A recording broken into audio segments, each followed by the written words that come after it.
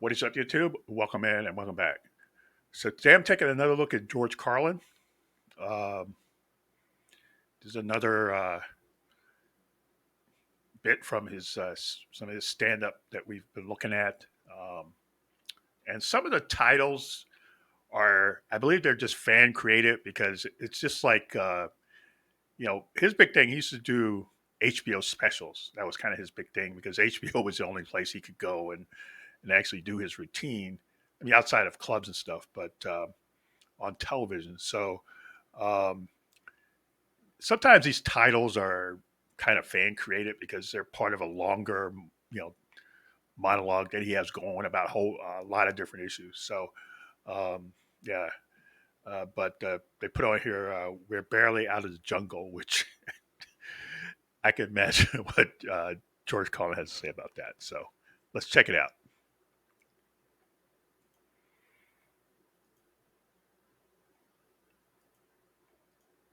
A rat will do a lot of gross things, but he will not fuck a dead rat. It wouldn't even occur to him. Only a human being would think to fuck someone who just died. We gotta be the most interesting critters on the planet. And then we wonder why a UFO doesn't just land and say hello.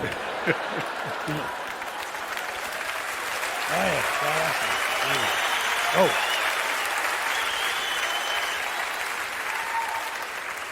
You know the best thing about necrophilia? You don't have to bring flowers. Yeah, usually they're already there. Isn't that nice? It's nice. It's convenient. Human beings will do anything. Anything. I am convinced. That's why when all those beheadings started in Iraq, didn't bother me. I took it right in stride. A lot of people here were horrified. Ah, beheadings, beheadings. What, are you fucking surprised? Just one more form of extreme human behavior. Besides, who cares about some mercenary civilian contractor from Oklahoma who gets his head cut off? Fuck him. Fuck him. Hey, Jack, you don't want to get your head cut off? Stay the fuck in Oklahoma. Stay the fuck in Oklahoma.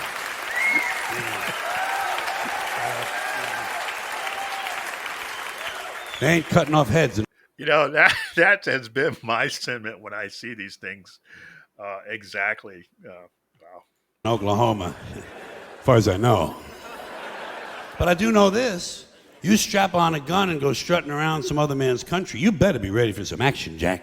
You better be ready for some action. People are touchy about that sort of thing. And let me ask you this while I have you good, clean Americans here.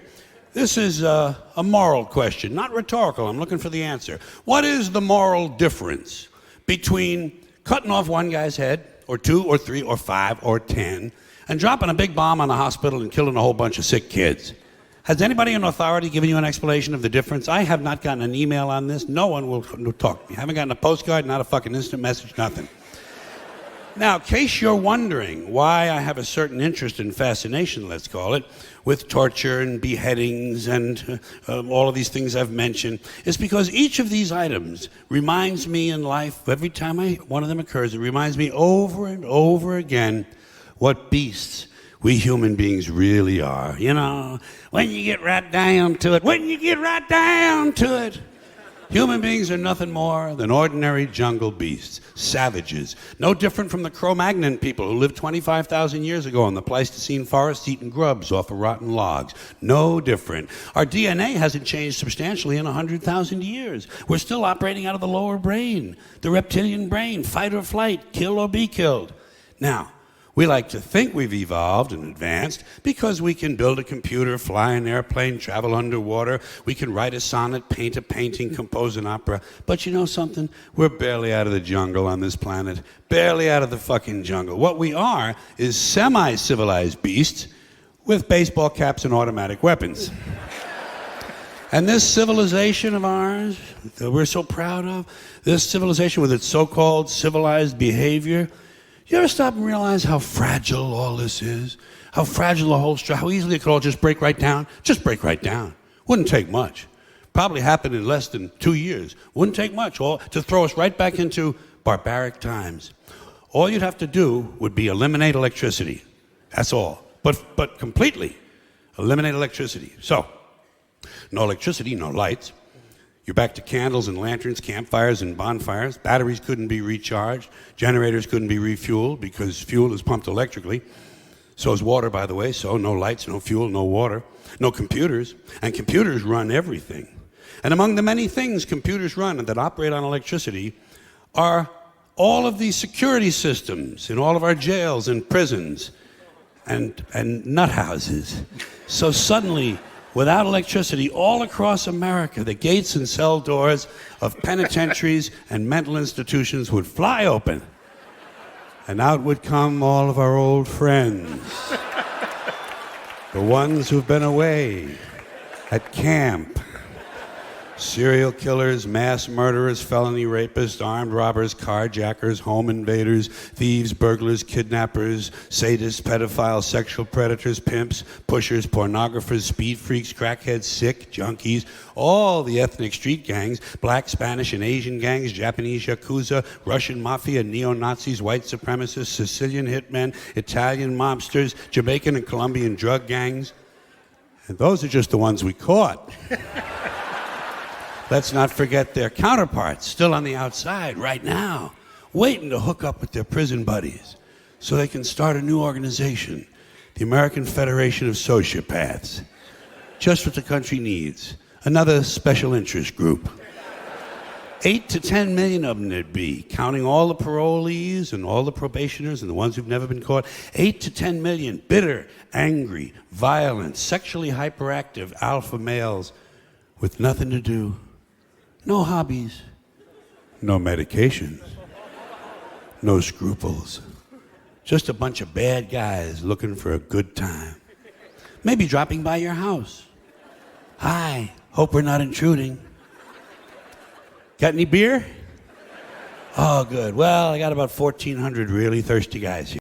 It's like a Clockwork Orange kind of situation he's talking about. How about women? Got any women?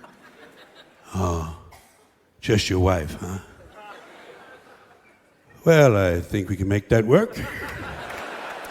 Now, boys, there's a lady here, so I want you to mind your manners and wait your turn.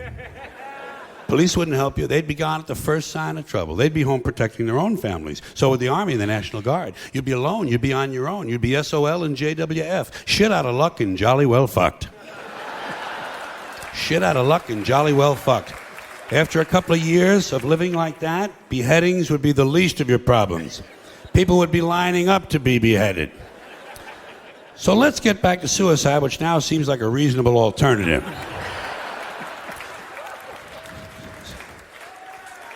Suicide is an interesting topic to me because it's an inherently interesting decision. To decide voluntarily not to exist anymore. It's profound. You know what it is? It's the ultimate makeover. That's why I think it belongs on television. Jeez. Oh man. Yeah, I'm guessing he was ready to go into a whole thing about suicide, but yeah, he's when he was talking about people, I was like, oh yeah, they did a movie about that. It's called The Clockwork Orange. But anyway, yeah. The guy always makes you think, and that's the cool part about him. He always makes you think. So anyway, let me know what you think. Leave a comment down below. And if you found this interesting, like, comment, and subscribe, and we'll see you later. Bye.